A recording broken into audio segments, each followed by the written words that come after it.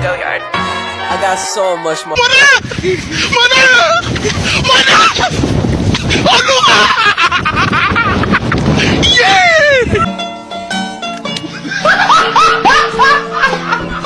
Are you ready, kids? Aye, aye, Captain! I can't hear you. Aye, aye, Captain! Oh!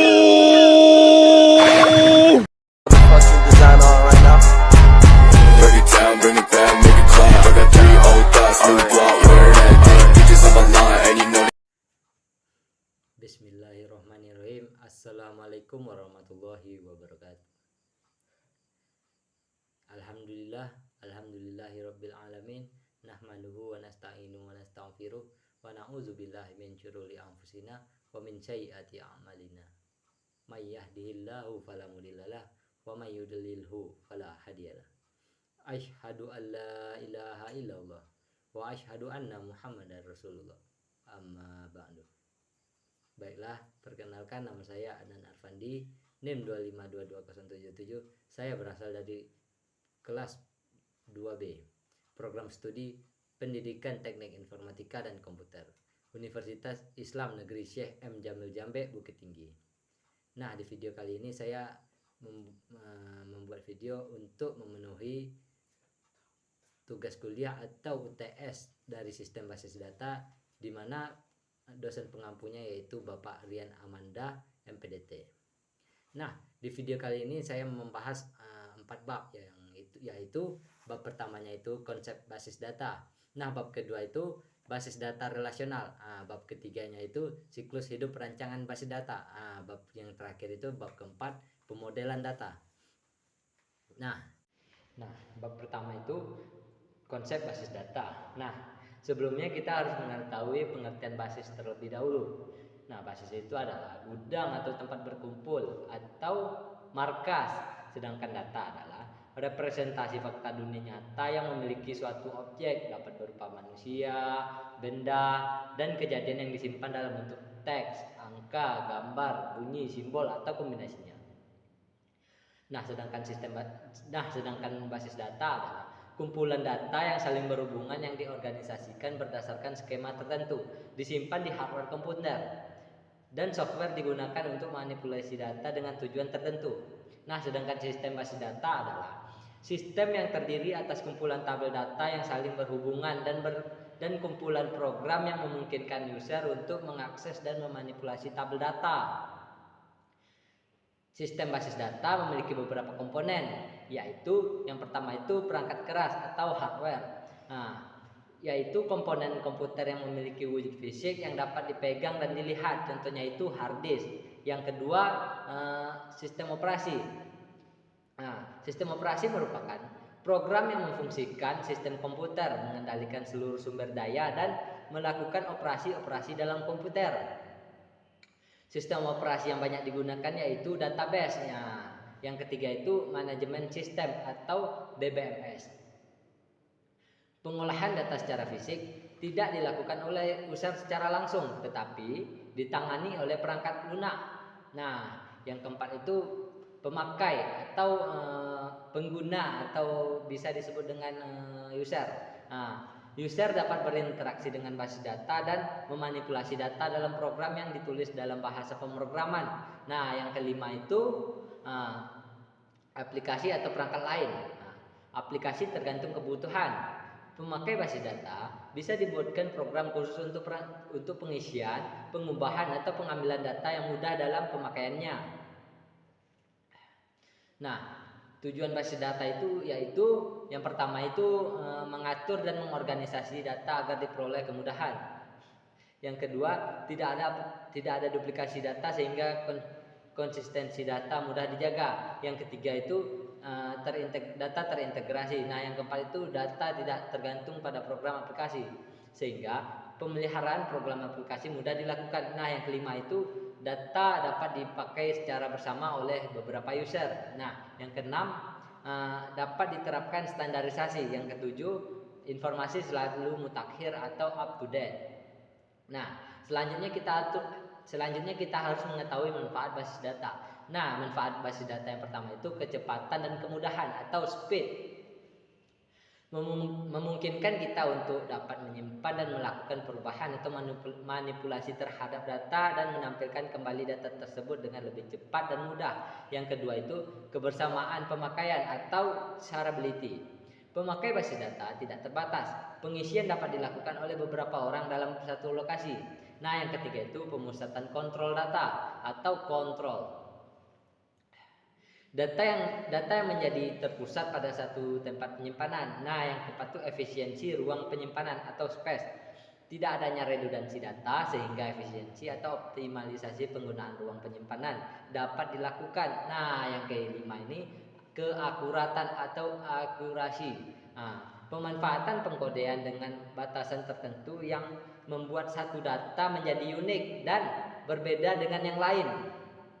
Sehingga ketika menyimpan data tidak ada data yang sama dalam penyimpanan. Nah, yang keenam itu ketersediaan atau availability.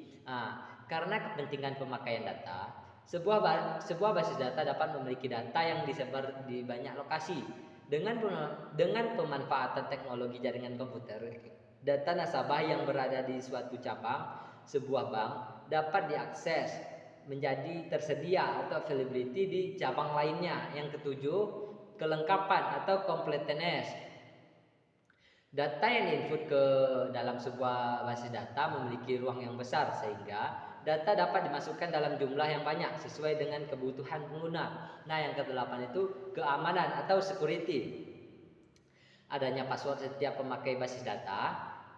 Kita juga dapat menentukan siapa saja yang boleh mengakses data penting atau data biasa.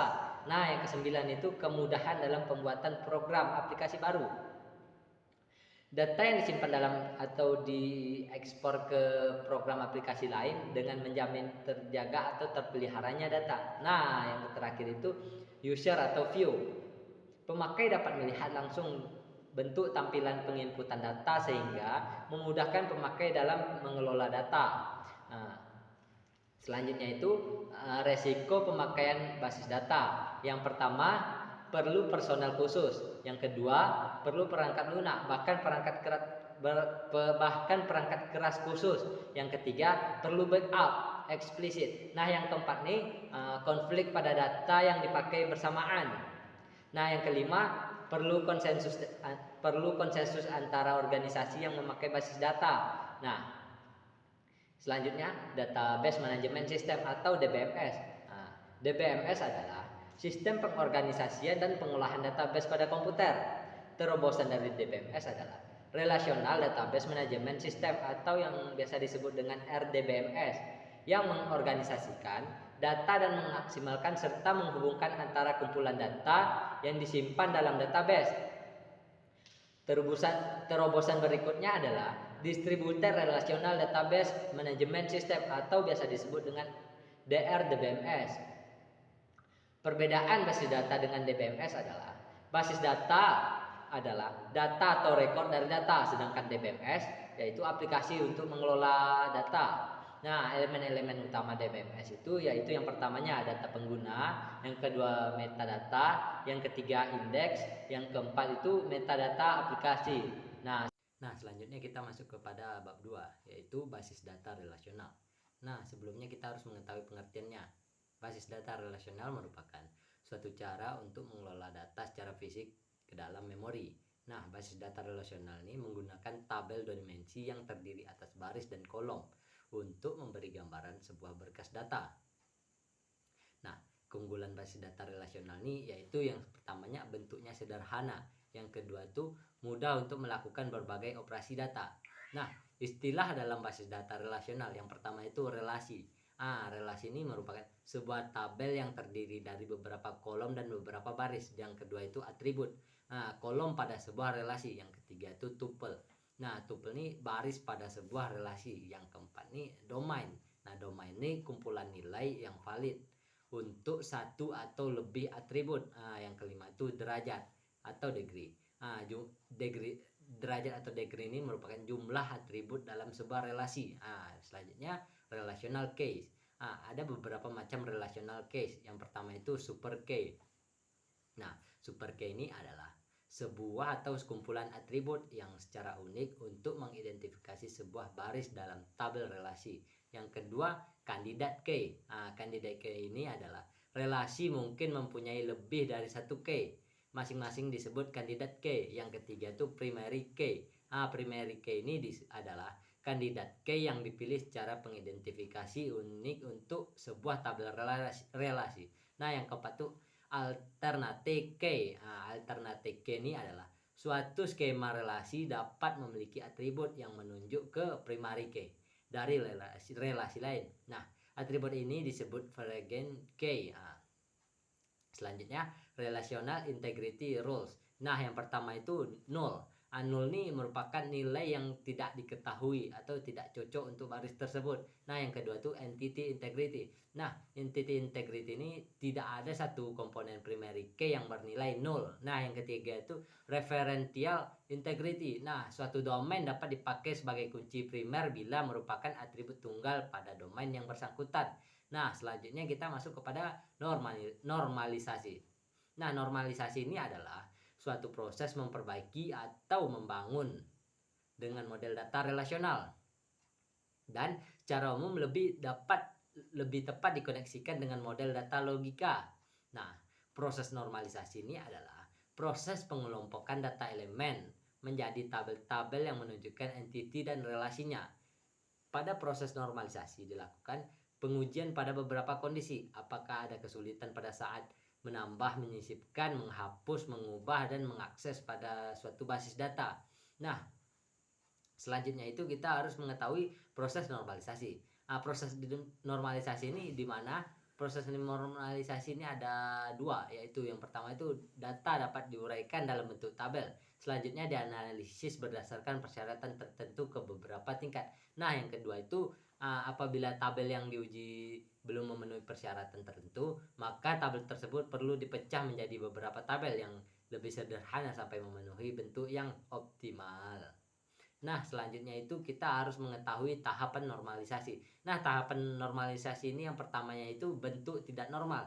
Nah, bentuk tidak normal ini untuk menghilangkan perulangan grup. Nah, yang kedua itu bentuk normal pertama atau 1NF. Nah, 1NF ini untuk menghilangkan ketergantungan sebagian. Yang ketiga itu bentuk normal kedua atau 2NF. 2NF ini untuk menghilangkan ketergantungan transitif. Nah, yang keempat itu bentuk normal ketiga atau 3NF. Nah, ini nih untuk menghilangkan anomali hasil dari ketergantungan fungsional. Nah, yang kelima itu bentuk normal Boyce code. Nah, atau BCNF. Untuk menghilangkan ketergantungan multivalue. Yang keenam tuh bentuk normal ke-6, bentuk normal ke-4 atau 4NF untuk menghilangi anomali yang tersisa. Nah, yang ketujuh tuh bentuk normal ke-5. Disebut join tanpa adanya kehilangan informasi atau lossless join. Nah, selanjutnya kita harus mengetahui tujuan normalisasi. Nah, tujuan normalisasi ini ada beberapa bagian, yaitu yang pertama itu untuk menghilangkan kerangkapan data. Nah, yang kedua itu untuk mengurangi kompleksitas. Yang ketiga itu untuk mempermudah pemodifikasian data. Nah, Assalamualaikum.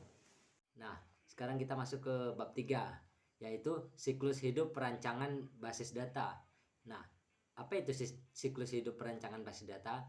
Merupakan suatu pendekatan sistematis yang digunakan untuk merencanakan, mengembangkan, dan mengelola basis data. Perencanaan database harus diintegrasi dengan keseluruhan strategi sistem informasi dari organisasi. Terdapat 3 hal pokok yang berkaitan dengan strategi sistem informasi, yaitu yang pertama itu identifikasi rencana dan sasaran atau goals dari enterprise, termasuk mengenai sistem informasi yang dibutuhkan. Yang kedua, evaluasi sistem informasi yang ada untuk menetapkan kelebihan dan kekurangan yang dimiliki. Yang ketiga, penaksiran kesempatan IT yang memungkinkan memberikan keuntungan kompetitif. Nah, berikut adalah langkah-langkah umum dalam siklus hidup perencanaan basis data. Yang pertama itu identifikasi kebutuhan.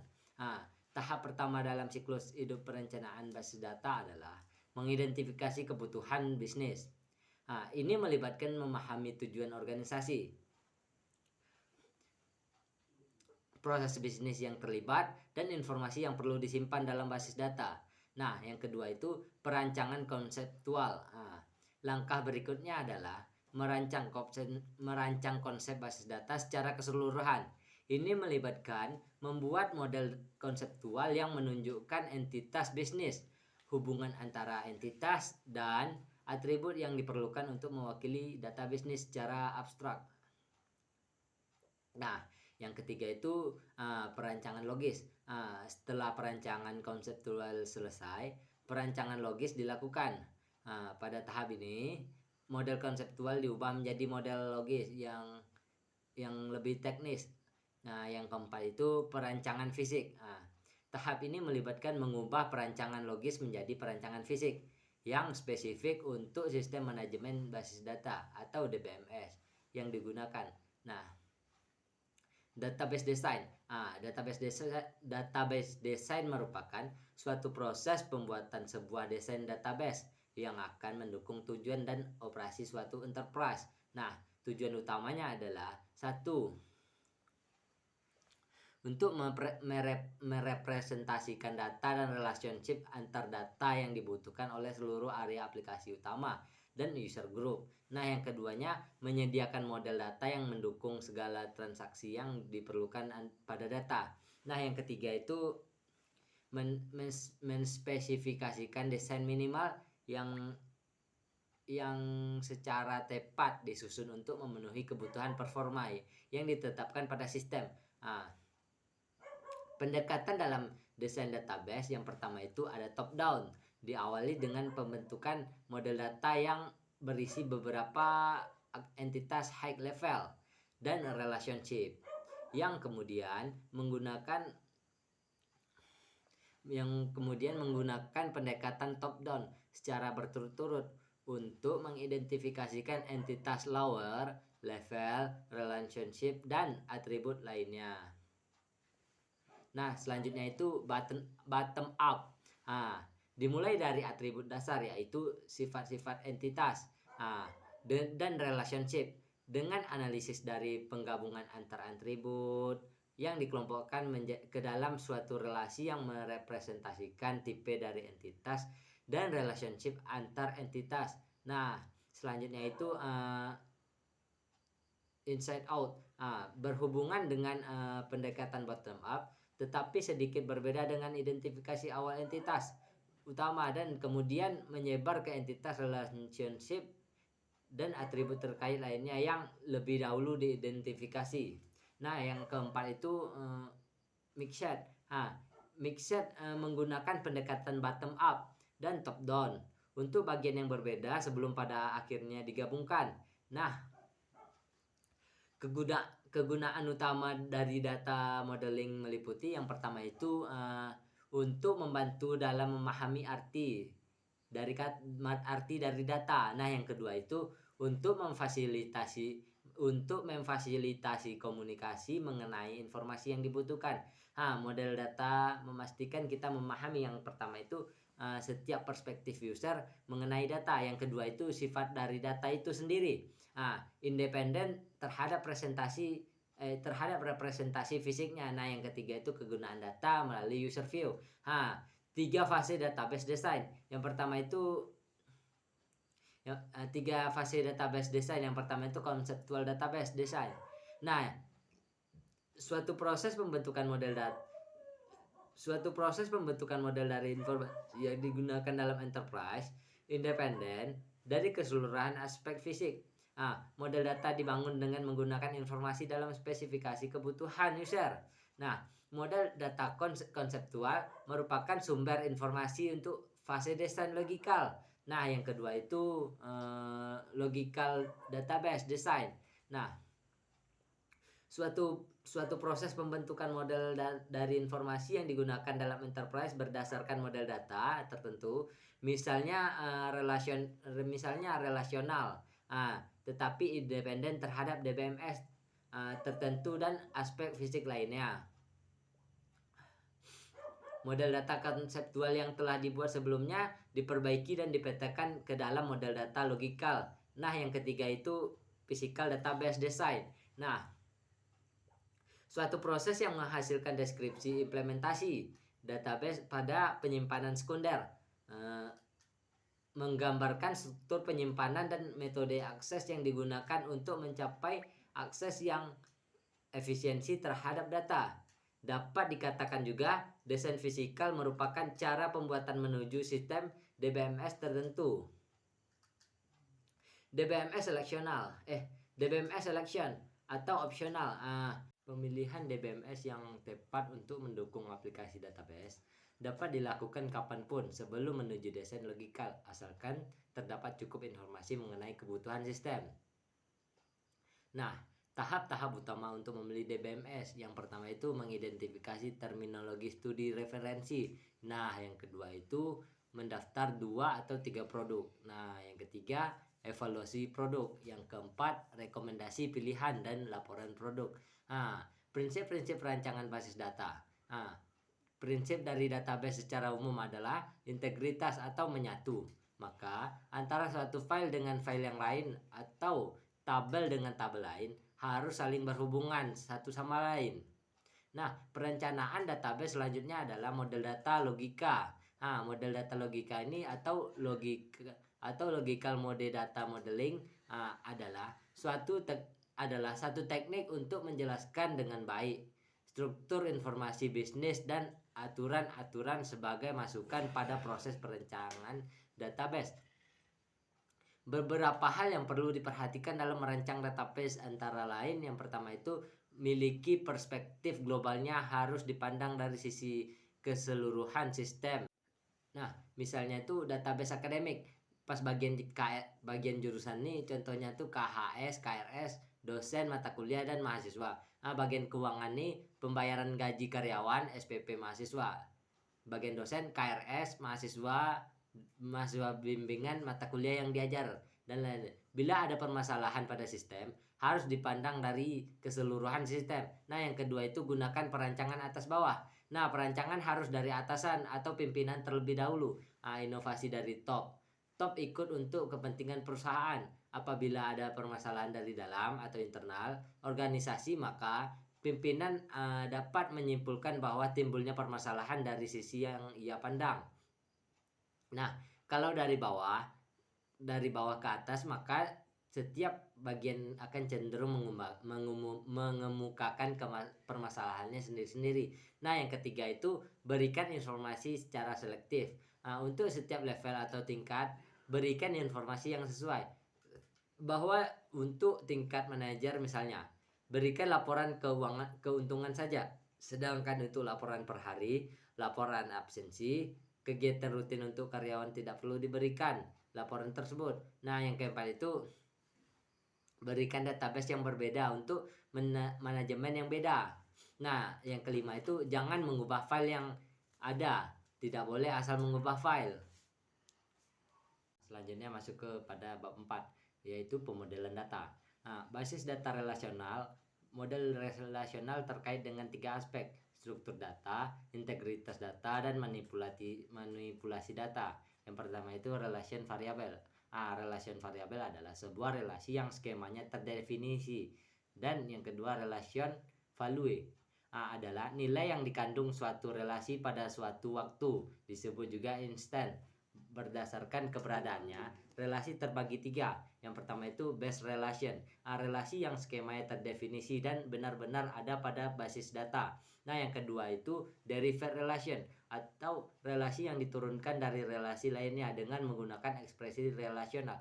Nah, yang ketiga itu view, derived relation yang memiliki nama. Sebuah basis data yang dilihat oleh pemakai sebagai sekumpulan relasi, yaitu variabel relasi yang ternormalisasi dengan derajat yang beragam.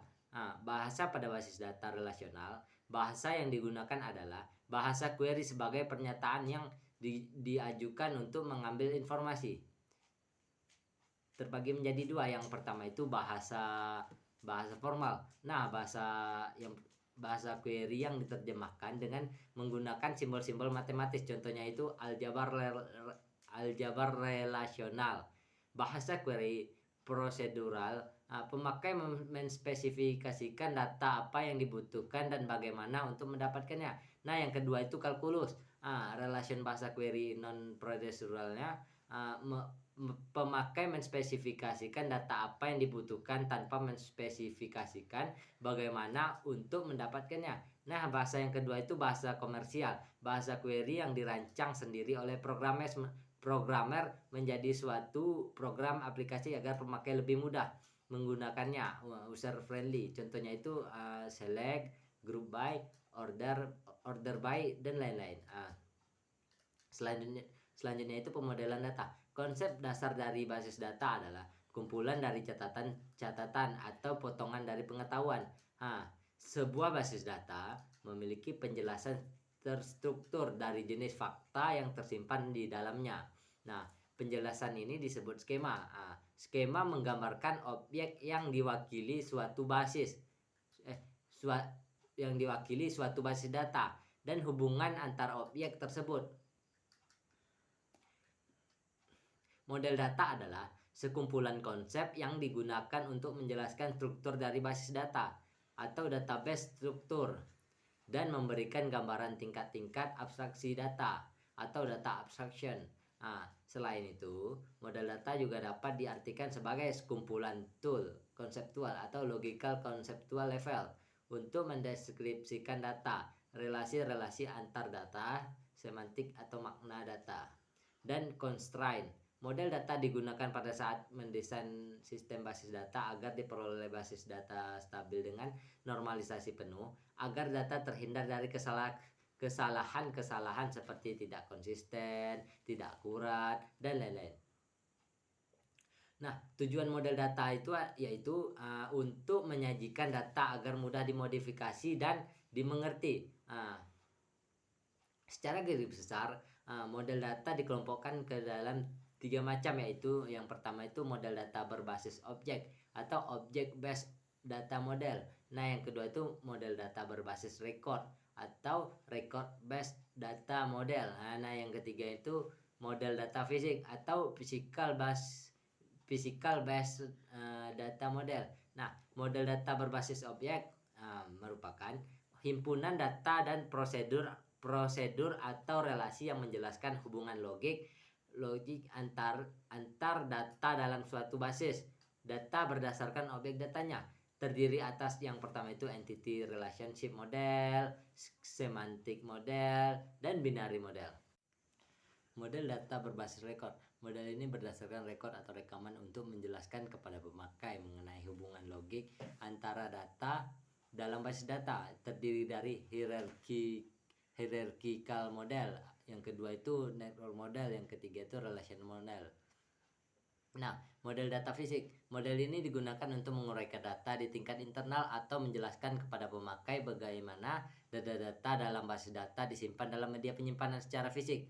Model ini jarang digunakan karena kerumitan dan kompleksitasnya yang justru menyulitkan pemakai. Model ini terdiri dari yang pertama itu unifying model, yang kedua itu frame memory. Nah, selanjutnya itu masuk kepada entity relational model, entity relationship. Model pada hakikatnya perwujudan dari model relasional dalam bentuk diagram, yaitu E sampai R. Diagram berfungsi untuk menggambarkan relasi dari dua file atau dua tabel yang dapat digolongkan dalam 3 macam bentuk relasi, yaitu satu-satu, satu banyak, dan banyak-banyak. Penggambaran ini akan membantu analisis sistem dalam melakukan perancangan proses yang nantinya akan dituangkan dalam bentuk baris-baris program. Nah, selanjutnya itu yang pertama, domain data disebut juga sebagai himpunan entitas diwakili oleh diagram kotak. Yang kedua itu file data atau atribut diwakili oleh diagram lingkaran atau elips. Nah, yang ketiga itu hubungan atau relasi antar domain diwakili oleh jajaran genjang. Nah, selanjutnya konsep dasar R modeling, entity type. Model relasi entity didasarkan pada persepsi dunia nyata yang terdiri dari himpunan objek dasar yang disebut entity dan relasi antar entity. Entity adalah objek yang dapat diidentifikasi secara unik. Entity dikarakterisasi dan dipresentasikan dengan suatu gugus atribut. Nah, sekianlah review dari saya. Lebih dan kurangnya saya mohon maaf. Wabillahi taufiq wal hidayah. Assalamualaikum warahmatullahi wabarakatuh.